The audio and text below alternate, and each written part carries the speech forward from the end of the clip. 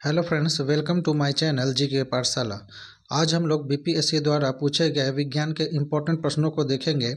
इससे आप लोगों को यह पता चल जाएगा कि बीपीएससी किस तरह के प्रश्नों को पूछती है। तो चलिए समय वेस्ट न करते हुए अपन प्रश्न को देखते हैं। तो पहला प्रश्न है, विद्युत शक्ति की इकाई क्या है? तो ऑप्शन है एम्पियर, वोल्ट, कूलम या वाट। तो विद्युत शक्ति की जो इकाई है वो वाट है। चलेंगे अब अगले प्रश्न की ओर। अगला प्रश्न है, आवृत्ति को मापा जाता है, किसमें मापा जाता है? हर्ट्ज में, मीटर प्रति सेकंड में, रेडियन में या वॉट में, या उपर्युक्त में से कोई नहीं, या एक से अधिक। ये बीपीएससी 2008 में पूछा गया है।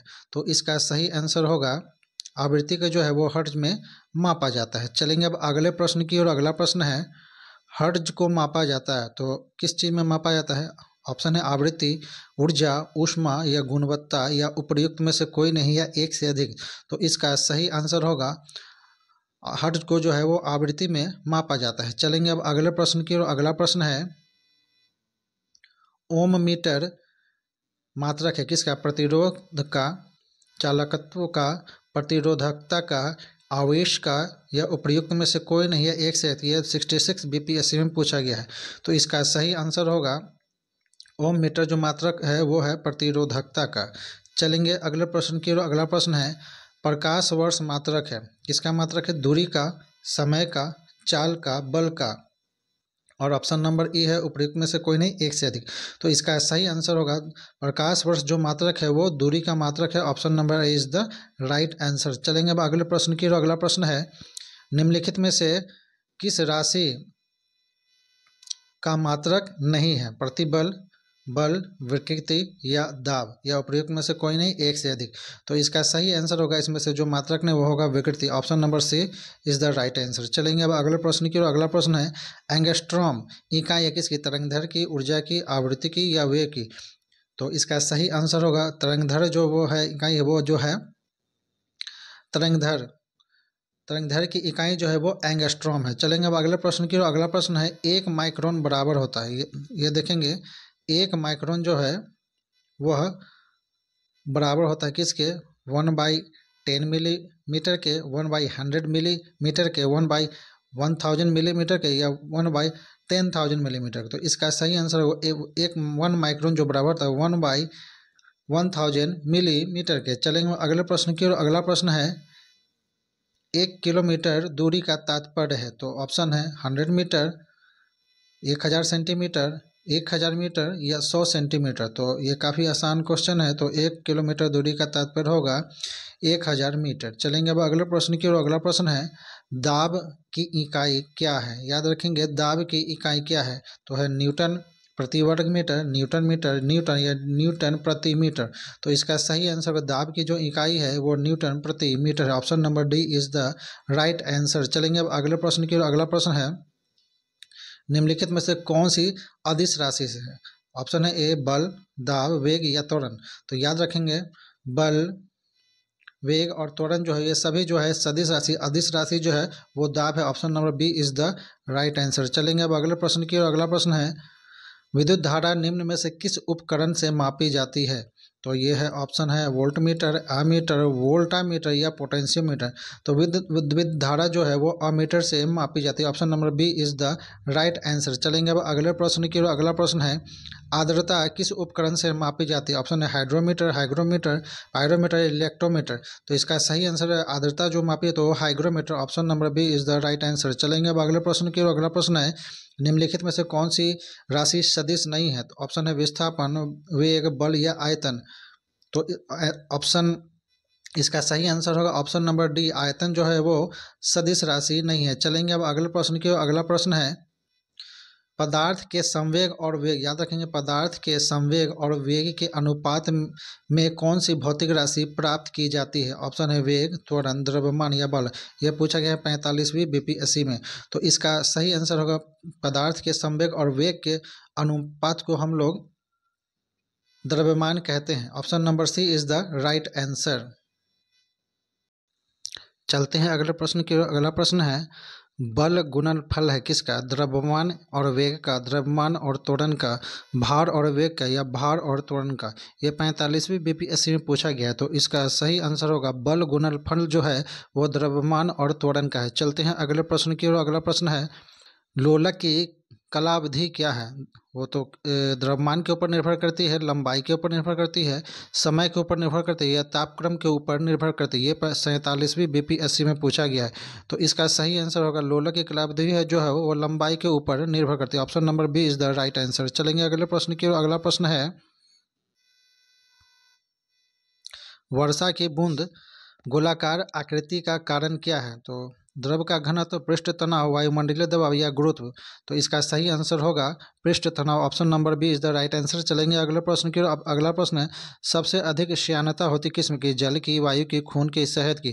तो इसका सही आंसर होगा शहद की। Option number D is the right answer. चलेंगे अगले प्रश्न की ओर। अगला प्रश्न है किस ताप पर पानी का घनत्व अधिकतम होता है? 4 डिग्री, 0 डिग्री, -4 डिग्री या -8 डिग्री। तो इसका सही आंसर होगा ऑप्शन नंबर ए 4 डिग्री। चलेंगे अगले प्रश्न की ओर। अगला प्रश्न है सौर विकिरण निम्न में से किस परास में दिखता है? 100 से 400 न्यूटन मीटर, 400 से 700 न्यूटन मीटर, 740 से 10,000 न्यूटन मीटर। उपयुक्त में से क्यों? यह 53वीं से 55वीं बीपीएससी में पूछा गया, तो इसका सही आंसर होगा ऑप्शन नंबर बी 400 से 700 न्यूटन मीटर। चलेंगे अब अगले प्रश्न की ओर। अगला प्रश्न है दृश्य स्पेक्ट्रम के तरंग दैर्घ्य की सीमा क्या होती है? 1300 एंगस्ट्रॉम से 3900, ऑप्शन बी है 3900 से 7600, ऑप्शन सी है 7800 से 8200, ऑप्शन डी है 8500 से 9800। तो इसका सही आंसर होगा ऑप्शन नंबर बी 3900 एंगस्ट्रॉम से 7600 एंगस्ट्रॉम तक। चलेंगे अब अगले प्रश्न की ओर। अगला प्रश्न है प्रकाश विकिरणों की प्रकृति कैसी होती है? तरंग के समान, कण के समान, तरंग एवं कण दोनों के समान, या तरंग एवं कण किसी के समान नहीं। तो इसका सही आंसर होगा ऑप्शन नंबर सी तरंग एवं कण दोनों के समान। चलेंगे अगले प्रश्न की ओर। अगला प्रश्न है सूर्य के प्रकाश को पृथ्वी पर पहुंचता है कितने मिनट? 5 मिनट, 6 मिनट, 8 मिनट या 10 मिनट। तो ऑप्शन नंबर सी इसका सही आंसर होगा 8 मिनट में। चलेंगे अगले प्रश्न की ओर। अगला प्रश्न है कि जब प्रकाश एक माध्यम से दूसरे माध्यम में जाता है तो निम्न में से कौन सा नहीं बदलता है? तो ऑप्शन है वेग, गति, तरंगदैर्घ्य, आवृत्ति या अपवर्तनांक। तो इसका सही आंसर होगा ऑप्शन नंबर सी आवृत्ति जो है वो नहीं बदलती है। चलेंगे अगले प्रश्न की ओर। अगर वीडियो अच्छा लगे तो मेरे चैनल को सब्सक्राइब कर ले और इसे लाइक और शेयर जरूर करें। चलेंगे अगले प्रश्न की। अगला प्रश्न है आकाश नीला लगता है क्योंकि? सूर्य के प्रकाश में नीला रंग और रंगों से अधिक है। लघु तरंग दीर्घ तरंगों की अपेक्षा वायुमंडल द्वारा अधिक प्रकीर्ण होती है। नीला रंग नेत्र को अधिक सुग्राही है। वायुमंडल दीर्घ तरंग को लघु तरंग की अपेक्षा अधिक अवशोषित करती है। ये 39वीं बीपीएससी में पूछा गया है, तो इसका सही आंसर होगा ऑप्शन नंबर बी लघु तरंग दीर्घ तरंगों की अपेक्षा वायुमंडल द्वारा अधिक प्रकीर्ण होती है। चलेंगे अब अगले प्रश्न की ओर। अगला प्रश्न है समुद्र नीला प्रतीत होता है क्यों? नीला प्रतीत होता है। ऑप्शन है अधिक गहराई के लक्षण के कारण, आकाश के परावर्तन तथा जल के कणों द्वारा प्रकाश के प्रकीर्णन के कारण, जल के नीले रंग के कारण, या जल के ऊपरी सतह के कारण। तो इसका आंसर होगा ऑप्शन नंबर बी आकाश के परावर्तन तथा जल के कणों द्वारा प्रकाश के प्रकीर्णन के कारण। चलेंगे अब अगले प्रश्न की ओर। अगला प्रश्न है दाढ़ी बनाने वाले के लिए काम में लेते कौन सा? अवतल दर्पण, समतल दर्पण, उत्तल दर्पण या इनमें से कोई नहीं। तो दाढ़ी बनाने के लिए काम में लेते हैं अवतल दर्पण। चलेंगे अब अगले प्रश्न की ओर। अगला प्रश्न है प्रकाश में 7 रंग होते हैं, रंगों को अलग करने के लिए क्या तरीका है?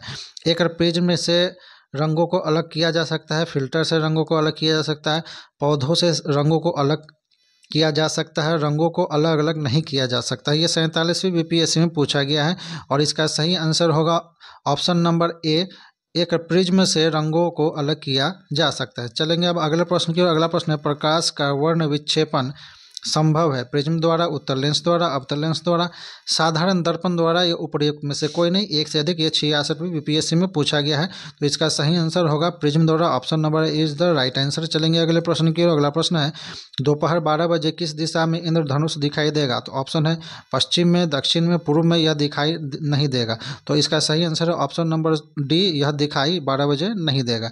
यह 43वीं बीपीएससी में पूछा गया है। चलेंगे अगले प्रश्न की ओर। अगला प्रश्न है दूरदृष्टि दोष निवारण के लिए काम में लेते हैं अवतल लेंस, उत्तल लेंस, उत्तल दर्पण, उत्तल लेंस या अवतल दर्पण। ये 43वीं बीपीएससी 1999 में पूछा गया है। तो इसका सही आंसर होगा दूरदृष्टि दोष के लिए उत्तल लेंस ऑप्शन नंबर से इज द राइट आंसर। चलेंगे अगले प्रश्न की। अगला प्रश्न है पढ़ने में काम आने वाले ग्लासेज किस प्रकार के लेंस से बने होते हैं?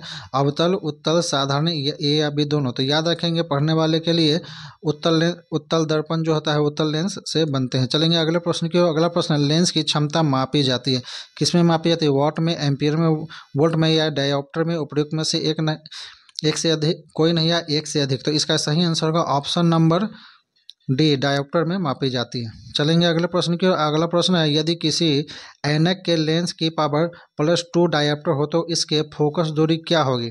200 सेंटीमीटर, 100 सेंटीमीटर, 50 सेंटीमीटर या 2 सेंटीमीटर। ये 41वीं बीपीएससी में पूछा गया है।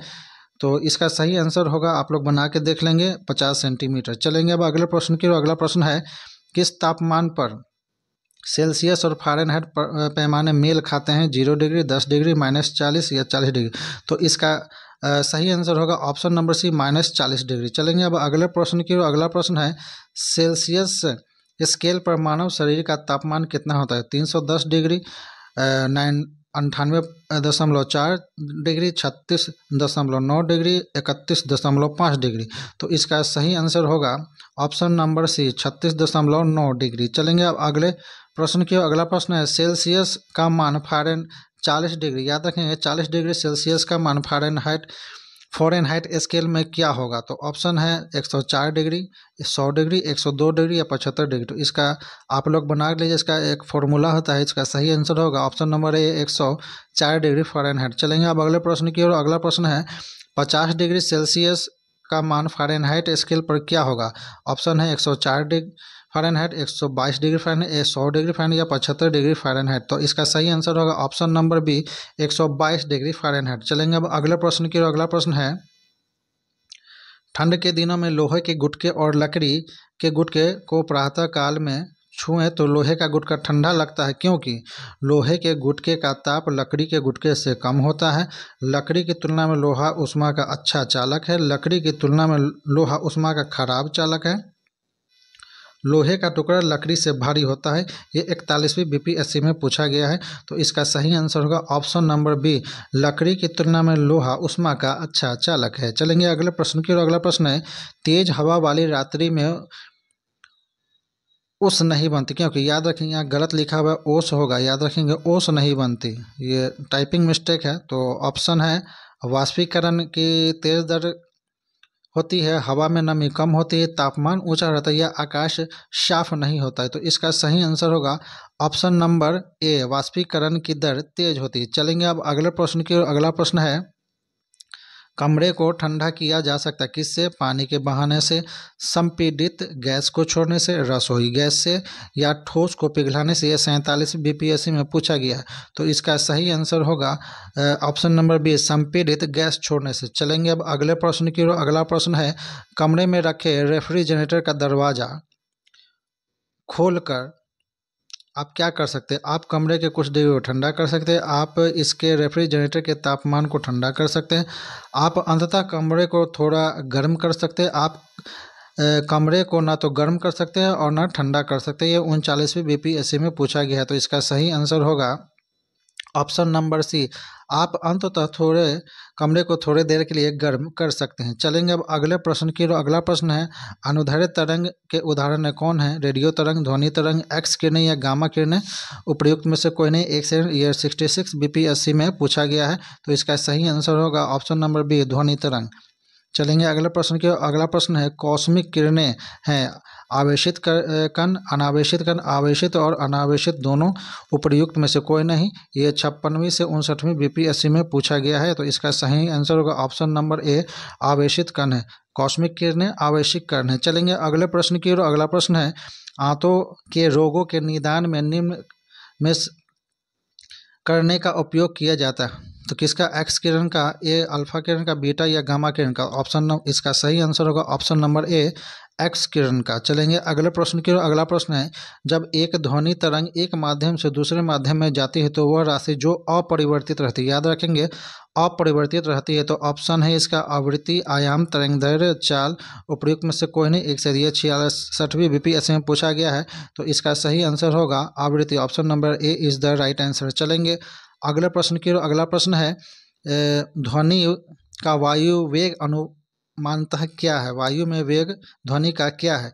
तो 10 किलोमीटर प्रति सेकंड, 10 मील प्रति मिनट, 330 मीटर प्रति सेकंड, या ऑप्शन नंबर 3 × 10⁻10 सेंटीमीटर प्रति सेकंड। तो इसका सही आंसर होगा ऑप्शन नंबर सी। याद रखेंगे ऑप्शन नंबर सी, 330 मीटर प्रति सेकंड। चलेंगे अब अगले प्रश्न की ओर। अगला प्रश्न है बिजली की खपत का बिल किसके मापन पर आधारित होता है? ऑप्शन है वाटेज, वोल्टेज, ओम या एम्पियर। ये 40वीं बीपीएससी में पूछा गया है, तो इसका सही आंसर होगा ऑप्शन नंबर बी, वोल्टेज।